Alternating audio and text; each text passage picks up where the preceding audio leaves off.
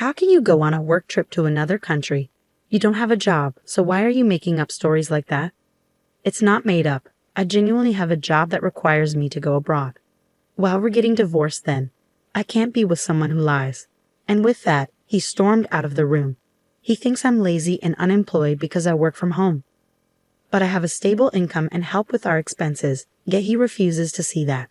A few days after I got back from my work trip, I found papers saying we were getting divorced, already signed. I understand now. If he can't see things differently, maybe it's best we go our separate ways. So I signed the papers and head to the state court. My name is Hannah Robinson. I'm 29 years old. My husband's name is Jake. He's 30. We met in college and we got married when I was 25. We were more like best friends than romantic partners, always honest with each other. That openness was good, but sometimes it led to unexpected outcomes.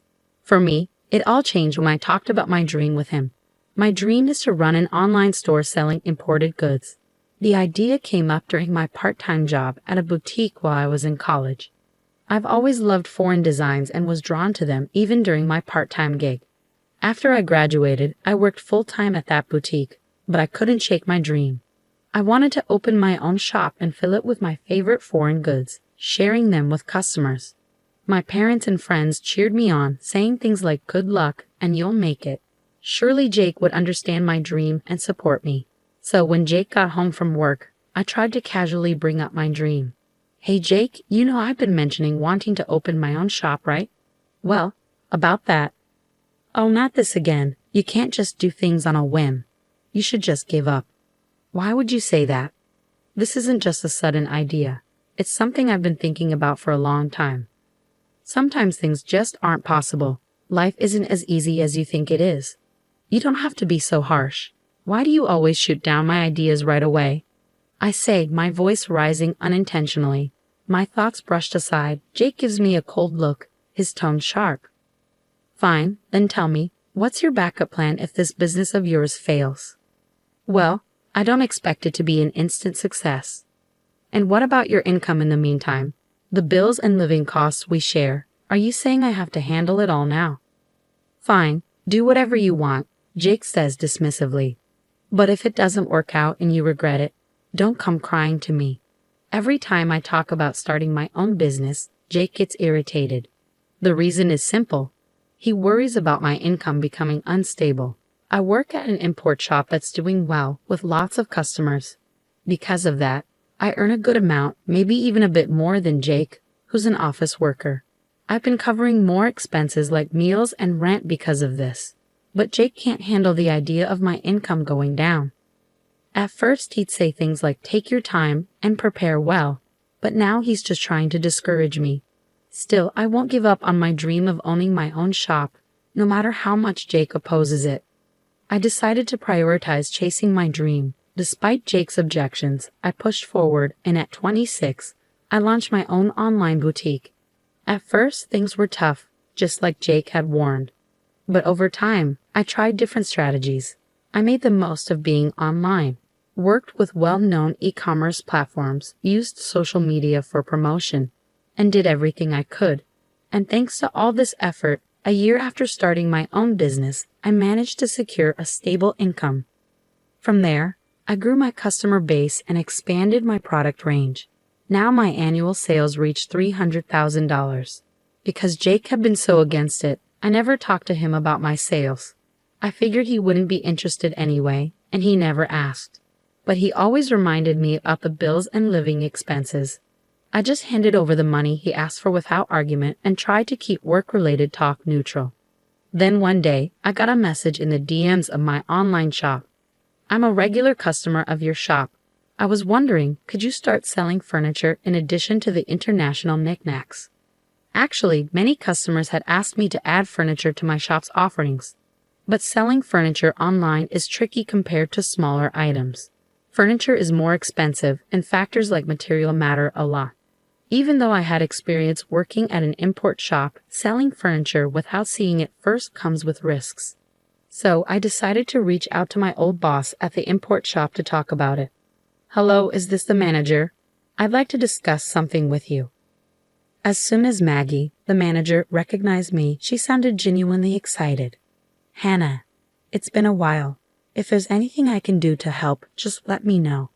Well, I've been getting requests to sell furniture in my online shop. Furniture? That sounds like a challenge. So I was thinking of seeing the items in person before selling them. How do you source your items, Maggie? I see what you're getting at. I can definitely help with that. Maggie, who had connections with overseas suppliers from before, offered to reach out to one of them and organize for them to supply furniture to my online shop. Thanks to my good relationship with Maggie, the overseas supplier agreed to Maggie's suggestion. I decided I would travel abroad to find the furniture, but I couldn't just leave without telling my husband. So that night, I brought it up with him. Jake, about the week after next, would it be okay if I was away for about a week? A week? Why do you need to be gone for so long? Well, you see, I might have to go abroad for work with Maggie from the shop I used to work at. Huh, going abroad? That's a pretty unbelievable lie. What do you mean? My husband pointed at me, his expression mocking. You're going overseas for work? You barely have a job.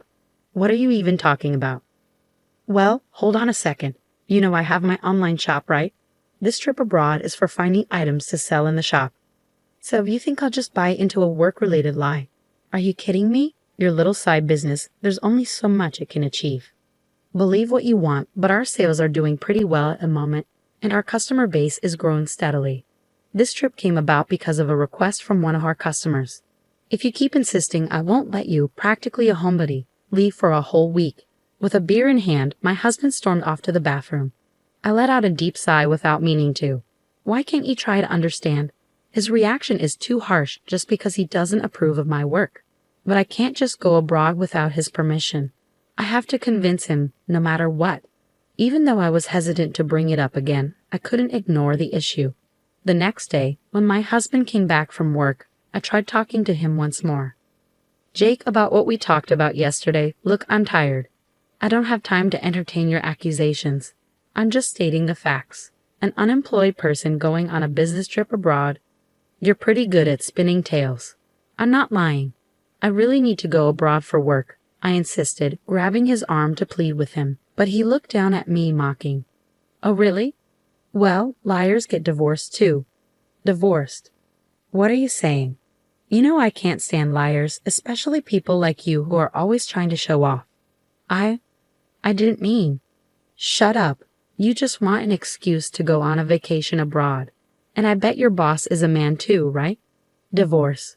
Divorce. I'll make sure to demand my share of everything. With that, he stormed out of the room.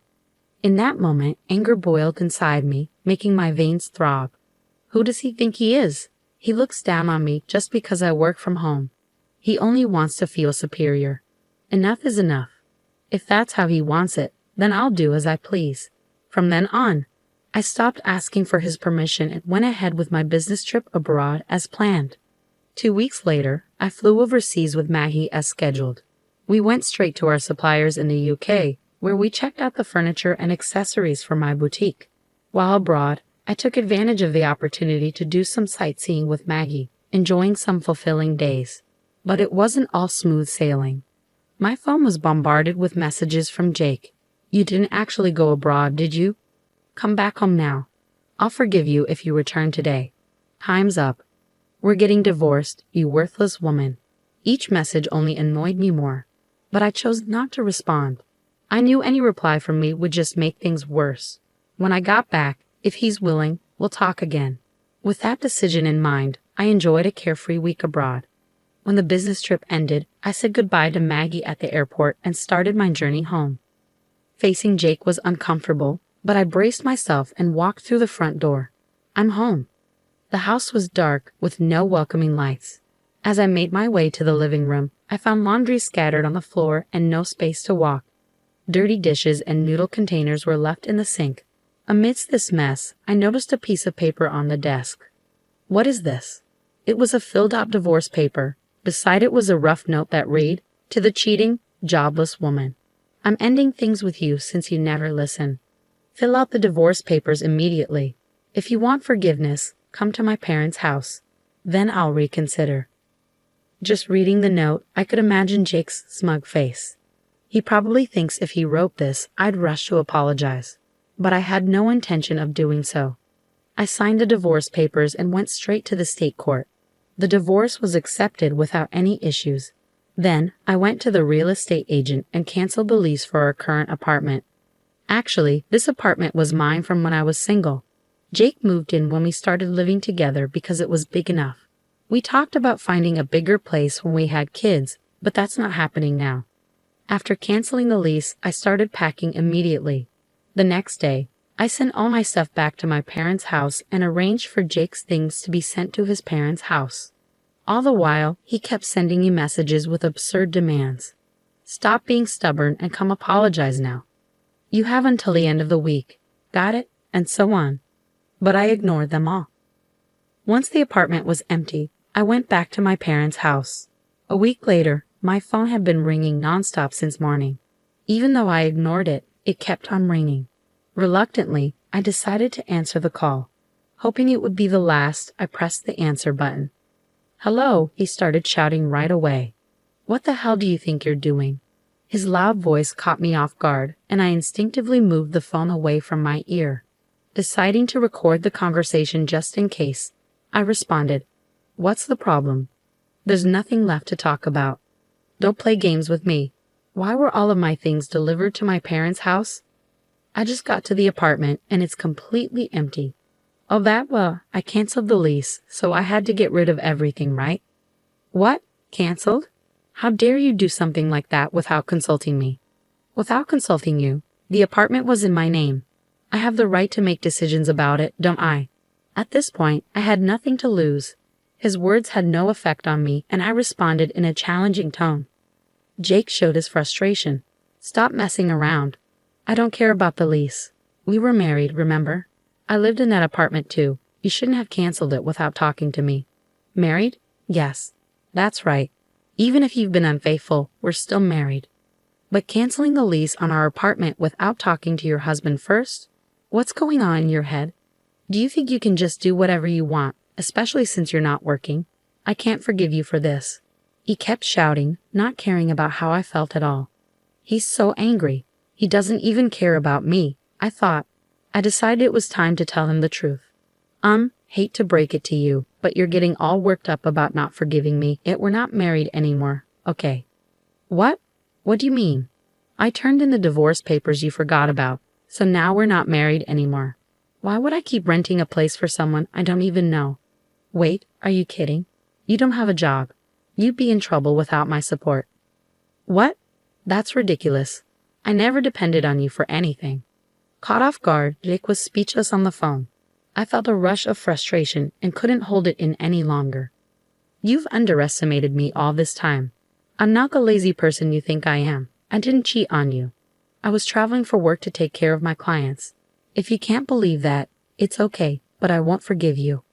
"But wait, your online business. It's not easy to increase sales. I've been working hard for 3 years. You don't understand anything and won't even try." 3 years.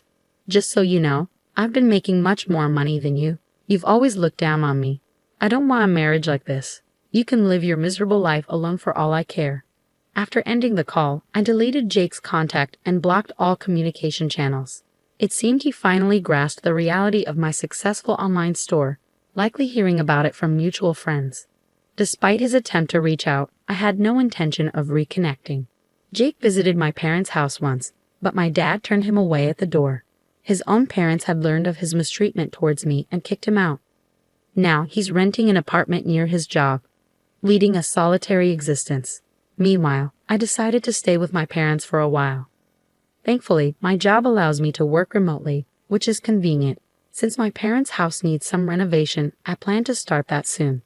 With my online store thriving, I'm not worried about anything else. I have the freedom to travel whenever necessary. Despite the divorce, I have no regrets about pursuing my dreams. I'll continue to work hard and repay those who supported me.